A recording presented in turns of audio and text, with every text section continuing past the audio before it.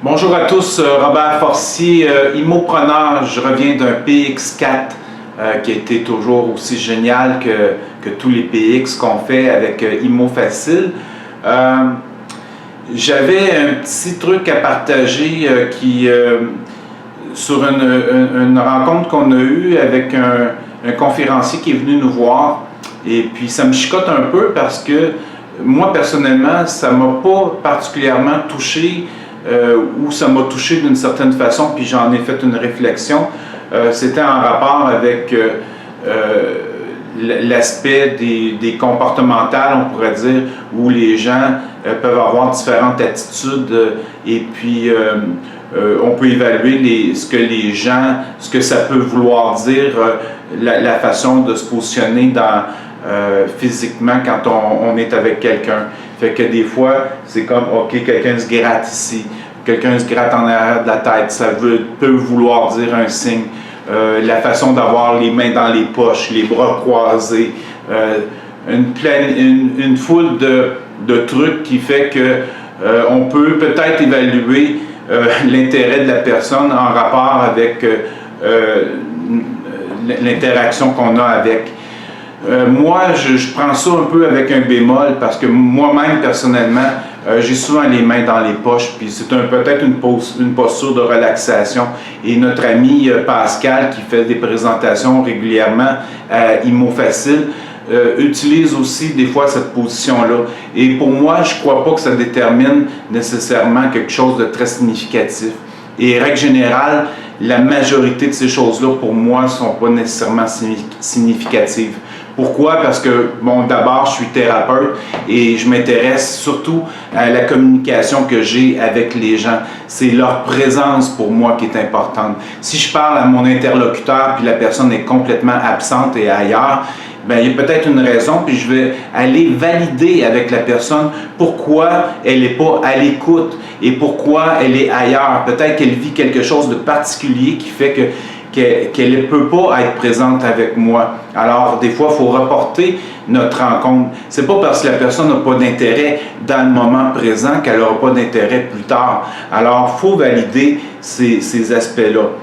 J'ai relevé des points que moi, j'utilise souvent dans ma façon de communiquer avec les gens. Moi, ben, c'est sûr, j'ai un côté médium parce que les gens qui me connaissent savent bien que je fais des trucs en particulier de ce côté-là. Mais si je me ramène à mon interaction régulière avec les gens que je côtoie, que ce soit en consultation privée ou en groupe ou peu importe, ce qui est important pour moi, c'est le regard, la profondeur du regard et l'orientation du regard. Si le regard est là, la personne est attentive, à l'écoute, motivée et a de l'intérêt envers ce que je dis, alors pour moi, c'est un moment qui est gagnant. Et si ça, c'est pas présent, ben je regarde aussi dans la globalité à qui j'ai affaire. Parce que moi, je sais que d'un coup d'œil, puis ça se pratique avec le temps puis avec l'expérience, on est capable de savoir à qui on a affaire. La personne, elle est honnête ou elle ne l'est pas. Ça va transpercer dans son énergie globale. Il faut peut-être développer plus d'habileté, tant qu'à moi, à visualiser l'énergie globale d'une personne pour voir à qui on a affaire. Et ça ne se fait pas en l'espace nécessairement de 30 secondes ou d'une minute ou d'un aspect sur un critère d'une gestuelle ponctuelle. Et moi, ça me fait un peu penser au moment où j'ai fait des Toastmasters et puis on nous disait la façon de se présenter, la façon de dire notre discours, puis on nous empêchait d'avoir une gestuelle. On nous disait garde tes mains sur le côté, à côté de toi, puis parle à ton public, adresse-toi à ton public de telle manière. Pour moi, la gestuelle est importante et je crois que ça détermine beaucoup de choses. Et puis, en même temps, les gens peuvent avoir une image plus complète de ce qu'on dit avec une certaine gestuelle. Alors, tant qu'à moi, c'est une richesse à ne pas négliger d'avoir une certaine gestuelle, de ne pas en abuser pour autant, mais d'avoir quand même la gestuelle, c'est naturel en soi d'avoir une gestuelle. Et si on empêchait tous les acteurs dans une pièce de théâtre d'avoir une gestuelle, ça serait moche, ça serait plate, ça serait insipide, ça serait vraiment désolant. Alors la gestuelle fait partie d'un contact visuel tout autant que la parole. Alors l'aspect énergétique, c'est quelque chose qu'on peut développer beaucoup au niveau des perceptions globales.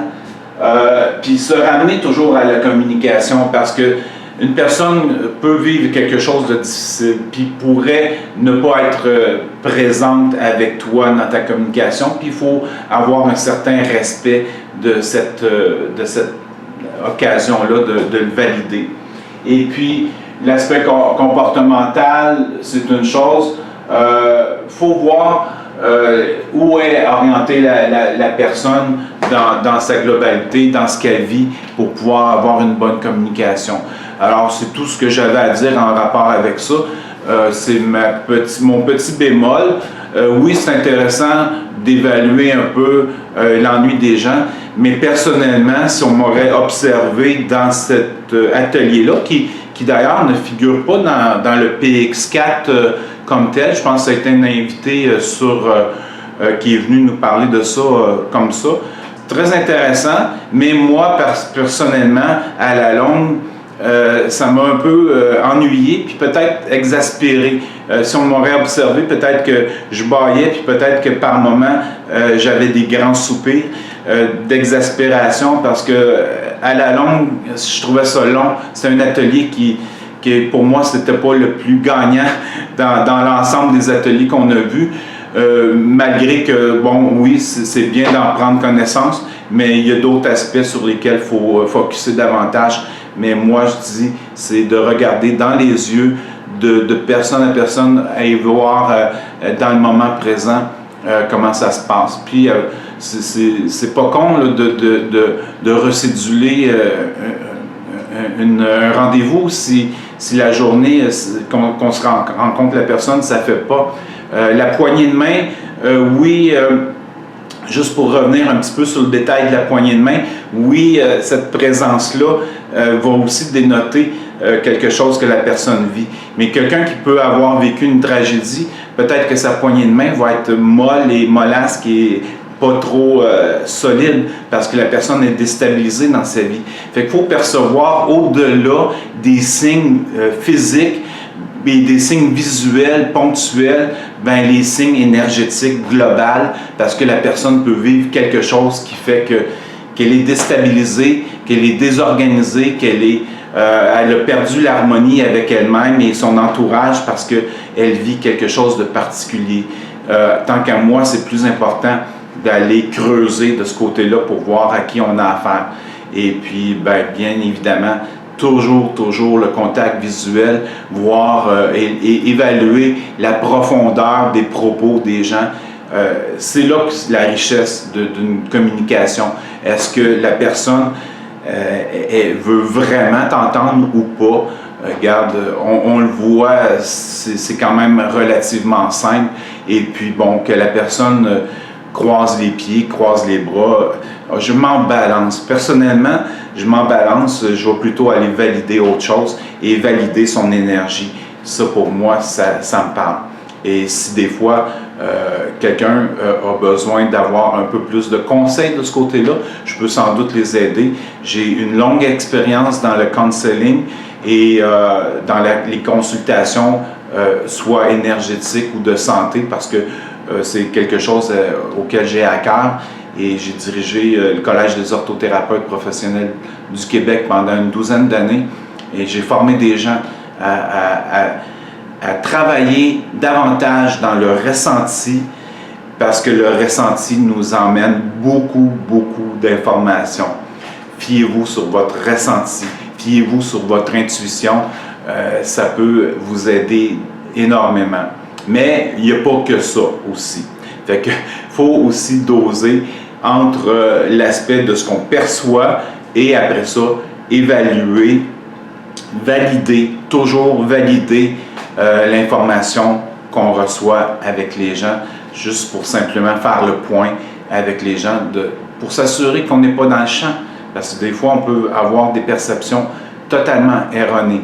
C'est bien beau de voir les couleurs alentour des gens puis l'aura. Mais sachez que l'aura des gens, la couleur, oui, c'est significatif, mais c'est une valeur ponctuelle. La personne peut être dans un état spécifique au moment où elle vous rencontre. Ce n'est pas son état général de tous les jours. C'est l'état du moment ou dans un aspect de ce qu'elle vit.